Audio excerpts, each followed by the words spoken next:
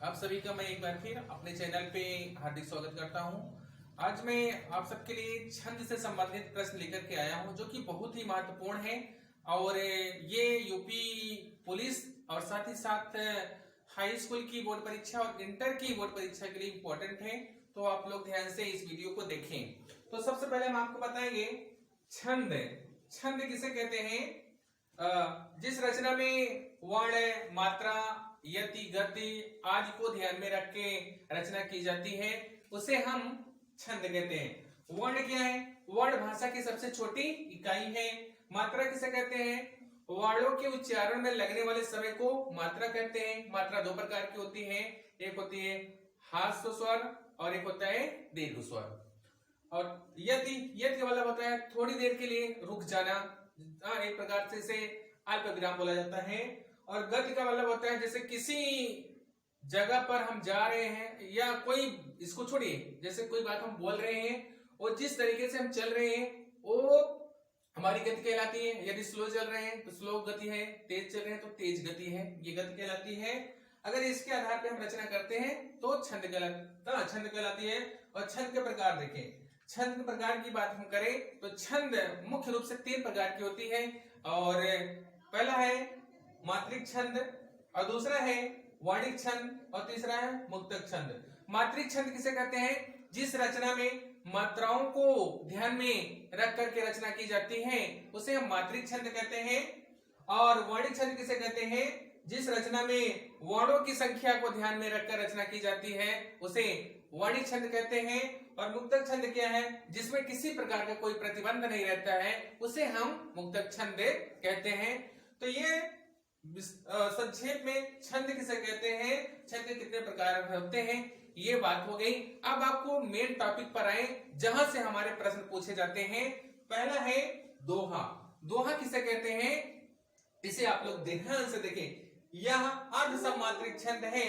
इसमें 4 चरण होते हैं।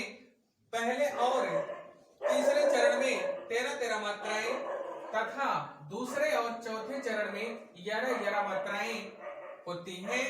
और अंत में गुरु और लघु होता है। अब गुरु और लघु क्या होता है इसको हम आपको बता देते हैं। गुरु का मतलब होता है, आप लोग थोड़ा सा ध्यान दें, गुरु का मतलब होता है ये, इसको हम प्रतीक इसकी बात करें, गुरु का प्रतीक क्या होता है इसको हम समझ लेते हैं। तो ये है गुरु का प्रतीक और ये है, इसको हम 2 भागों में बांट देते हैं। ये हमारा है गुरु का प्रतीक और ये है ह्रस्व का प्रतीक। यहाँ पर अगर ये प्रतीक है तो इसमें 2 मात्राएं होती हैं। अगर इस तरह का प्रतीक है तो इसमें 1 मात्रा होती है। तो ये गुरु कहलाता है और ये लघु कहलाता है। अब आगे देखें और उदाहरण आप लोग देखें तो क्या कह रहा है कि इसके पहले और तीसरे चरण में 13-13 मात्राएं होती हैं।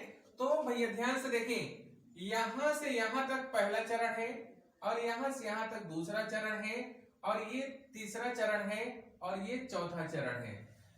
पहला चरण हम पढ़ते हैं मेरी भव बाधा हरो, और दूसरा चरण है राधा नागर सोए, तीसरा चरण है जा तन की झाई परे, चौथा चरण है श्याम हरित दुति होए। अब इसमें हम आपको मात्राओं का निकालना सिखा दें। तो यहां पर ध्यान दें, एक ही मात्रा में 2 मात्राएं होती हैं। ये देखिए, अगर 2 मात्रा है तो 2 मात्राओं का प्रतीक ये है और 1 मात्रा का प्रतीक ये है। तो यहाँ पे माँ में 1 की मात्रा है तो ये कुल मिलाकर के 2 मात्रा है। रा में भी 2 मात्रा है। भा में देखिए 1 मात्रा है, वा में 1 मात्रा है, इसमें बा में 2 मात्रा है, धा में 2 मात्रा है, हा में 1 मात्रा है, रा में 2 मात्रा है। और इसी तरह रा में 2 मात्रा है, धा में 2 मात्रा है, गा में 2 मात्रा है। पहले ना में देखो, ना में 2 मात्रा है और गा में 1 मात्रा है, फिर रा में 1 मात्रा है, सा में 2 मात्रा है, या में 1 मात्रा है। इसी तरह जा में 2 मात्रा है, ता में 1 मात्रा है, ना में 1, का में 2, झा में 2, बड़ी में 2, पा में 1, रा में 2। और जो आधा रहता है उसमें कोई मात्रा नहीं होती है स्टार्टिंग के अक्षर में। या में 2 मात्रा है, माँ में 1 मात्रा है, हा में 1 है, रा में भी 1 है, ता में भी 1 है। द्वितीय देखिए यहाँ पर वह है जिसमें 2 मात्रा हो जाएगी। और यहाँ पर देखिए एक मात्रा है, यहाँ पर 2 है और यहाँ पर 1 है। अब इसको हम जोड़ लेते हैं।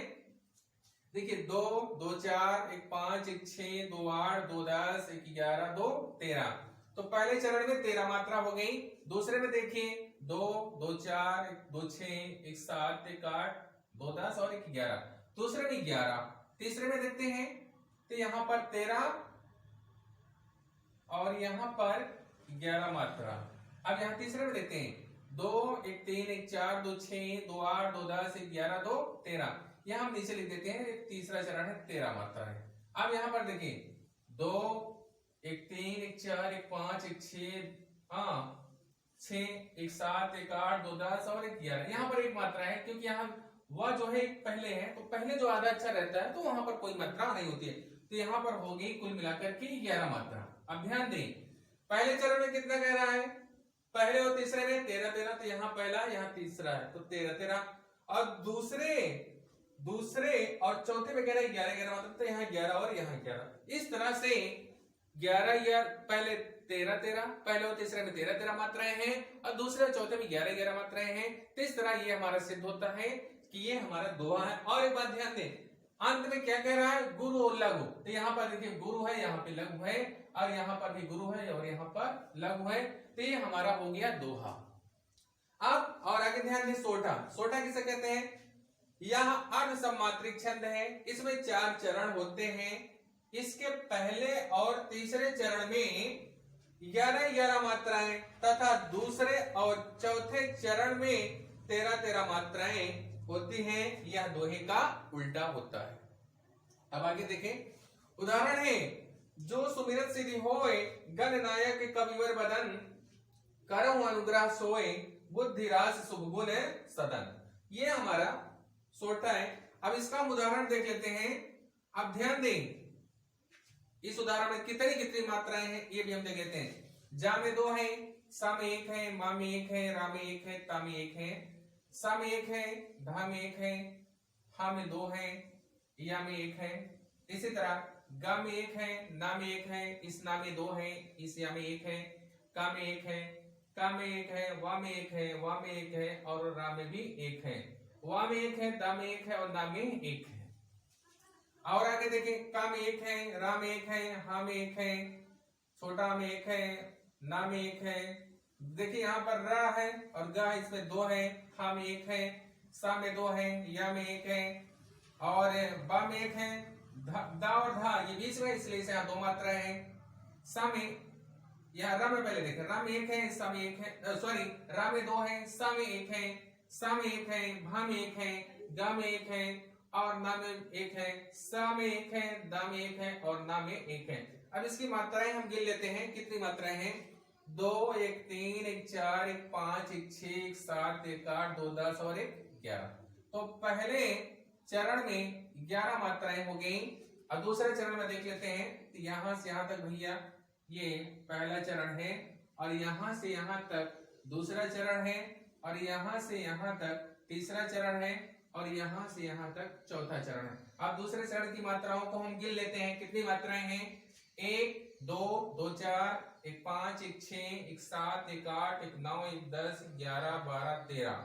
तो यहाँ पर 13 मात्राएं हैं दूसरे चरण में। अब तीसरे चरण में गिनते हैं, 1 2 3 4 5 2 7 1 8 2 10 1 11।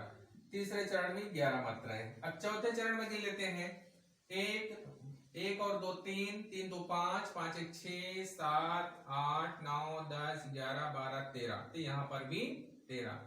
अब देखिए, पहले और तीसरे चरण में 11 11 मात्राएं और दूसरे और चौथे चरण में 13 13 मात्राएं। तो इससे ये सिद्ध होता है कि ये सोठा है। अब आगे ध्यान दें आप लोग, चौपाई। अब चौपाई किसे कहते हैं, यह सममात्रिक छंद है। इसमें 4 चरण होते हैं, प्रत्येक चरण में 16 16 मात्राएं होती हैं। ये चौपाई का उदाहरण है। आप इसको देखें, उदाहरण इसका देखें। ये चौपाई की परिभाषा थी। अब उदाहरण आप लोग देखें, जय हनुमान ज्ञान गुण सागर, जय कपीस तिहुलोक उजागर, रामदूत अतुलित बलधामा, अंजनी पुत्र पवन सुत नाम। ये उदाहरण है, इसकी मात्राओं को भी हम निकाल लेते हैं। कैसे देखें, जा में एक मात्रा है, या में एक मात्रा है, हा में एक मात्रा है, ना में एक मात्रा है, मा में दो है और ना में एक है। गा में कोई मात्रा नहीं है, या में दो मात्रा है, ना में एक मात्रा है, गा में एक मात्रा है, ना में एक मात्रा है, और सा में दो मात्रा है, गा में एक मात्रा है, रा में एक मात्रा है। इसी तरह जा में एक मात्रा है, या में एक मात्रा है, का में एक मात्रा है, पा में दो मात्रा है, सा में एक मात्रा है, ता में एक मात्रा है, हा में एक मात्रा है। ध्यान दें, हा में एक मात्रा है, थोड़ा सा इसमें दिखाई कम दे रहा, फिर से लिख देते हैं।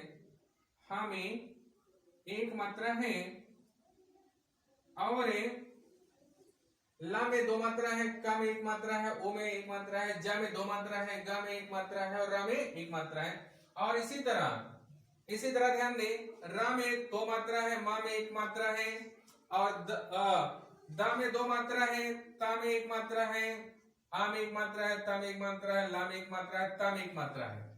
और इसी तरह आगे ध्यान दें, बा में एक मात्रा है, ला में एक मात्रा है, धा में दो मात्रा है, मा में दो मात्रा है।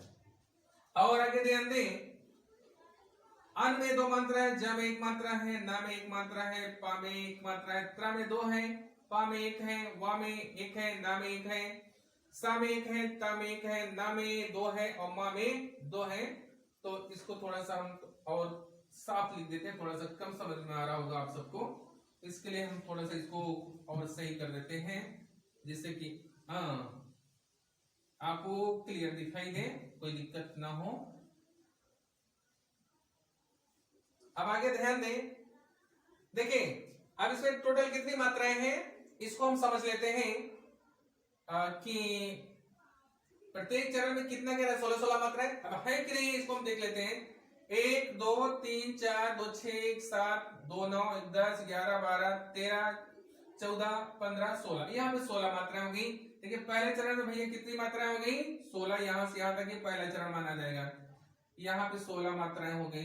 अब दूसरा देखते हैं, दूसरा चरण यहां से यहां तक है।